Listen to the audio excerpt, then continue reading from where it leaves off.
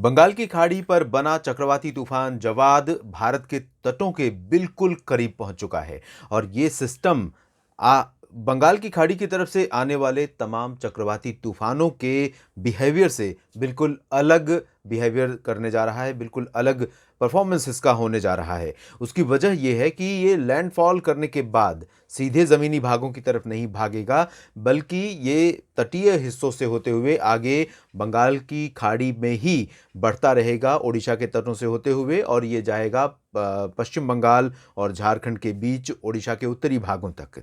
और इसी वजह से इसका जो इम्पैक्ट होगा वो ओडिशा, झारखंड और पश्चिम बंगाल इन 3 राज्यों के लिए बहुत ज़्यादा रहने की संभावना है। फिलहाल आप देख सकते हैं तटों के करीब पहुंच चुका है और इसका जो प्रभाव है ओडिशा के तटों पर और साथ ही साथ उत्तरी तटीय आंध्र प्रदेश के तमाम इलाकों पर बहुत व्यापक रूप में दिखाई दे रहा है। अनुमान यह है कि अगले 24 घंटों के दौरान इन तटवर्ती रीजन्स पर बहुत व्यापक बारिश होगी और उसके बाद जब ये तटों से टकराने के बाद रिकर्व करेगा और भारत के जो पूर्वी तटीय हिस्से हैं और बंगाल की खाड़ी का क्षेत्र है, इसके पैरेलल आगे बढ़ना शुरू करेगा उत्तरी और उत्तर पूर्वी दिशा में, तब ओडिशा का बाकी जो हिस्सा है, उत्तरी और उत्तर पश्चिमी हिस्सा, ये सारा हिस्सा इसकी चपेट में होगा, इसके दायरे में होगा और इसकी वजह से ओडिशा के लगभग 100% रीजन पर बहुत ही थिक क्लाउड कवर होगा। बहुत घने बादल छाए रहेंगे ओडिशा के दक्षिण से लेकर उत्तर तक, पश्चिम से लेकर पूरब तक सभी हिस्सों पर, और सभी शहरों में बहुत भारी बारिश तूफानी रफ्तार से चलने वाली हवाओं के साथ होने की संभावना यहाँ पर रहेगी।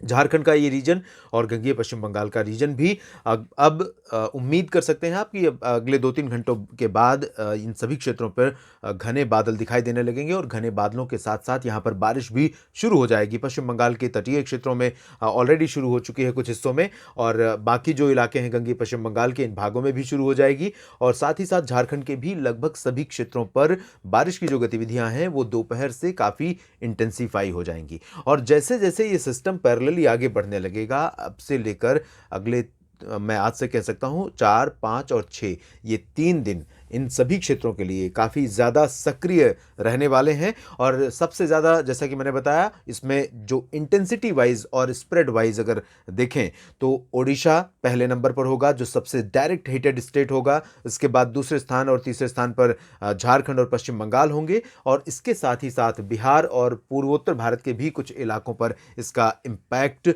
रहने वाला है। और बहुत जल्द ये सिस्टम डिसॉल्व नहीं होगा, यानी कमज़ोर होना शुरू नहीं करेगा। आमतौर पर आप जानते ही हैं, जब भी कोई साइक्लोनिक स्टॉर्म लैंडफॉल करता है, लैंडफॉल करने के बाद आगे बढ़ता है, कमज़ोर होता जाता है और पहले डीप डिप्रेशन या डिप्रेशन और लो प्रेशर, इस तरह से इसके कमज़ोर होने के कारण इसका जो इम्पैक्ट है वो बहुत ही सीमित होता जाता है। इम्पैक्ट को मैं 2 तरह से कहूँगा, इसका जो दायरा है और साथ ही साथ बारिश की इंटेंसिटी या इसकी जो डैमेज करने की कैपेसिटी है।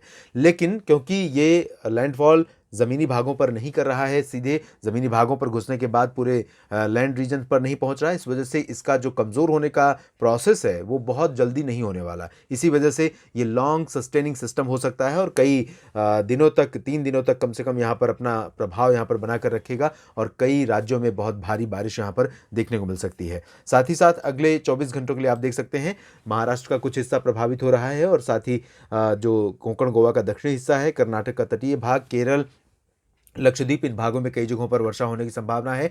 और जब हम आगे बढ़ेंगे 5 दिसंबर को, आप देखिए 5 दिसंबर की स्थिति क्या रहेगी। ये 5 दिसंबर को ओडिशा का पूरा हिस्सा कवर कर चुका है। छत्तीसगढ़ के भागों पर भी इसका प्रभाव कई इलाकों में, उत्तरी शहरों में भारी बारिश के रूप में दिखाई देगा।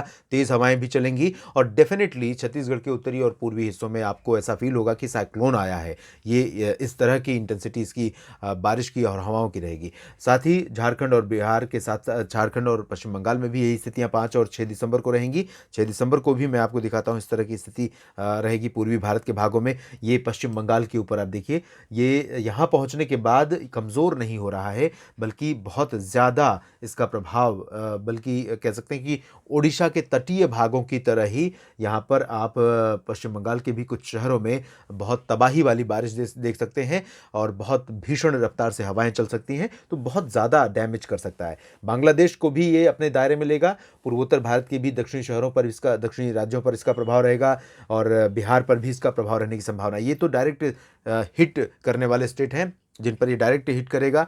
और इनडायरेक्ट अगर प्रभाव की बात करूं तो इन 3 दिनों के दौरान पूर्वी उत्तर प्रदेश, बिहार, छत्तीसगढ़ के पश्चिमी और दक्षिणी हिस्से, तेलंगाना और मध्य प्रदेश के पूर्वी भाग, विदर्भ के कुछ हिस्से, इन भागों पर भी सिस्टम का असर रहने की संभावना है। इसके बाद हम उत्तर की तरफ चलेंगे, जहां पर मौसम बदलने वाला है। आज से ही देखेंगे उत्तर भारत की तरफ, आज यानी 4 दिसंबर को। तो यहाँ आप देखिए, फिलहाल उत्तराखंड में कुछ बादल नजर आ रहे हैं और लद्दाख तथा आसपास के भागों पर, लेकिन ये बादल, ये बदलाव, जो मौसमी स्थितियां हैं, ये बदल जाएंगी 5 दिसंबर से।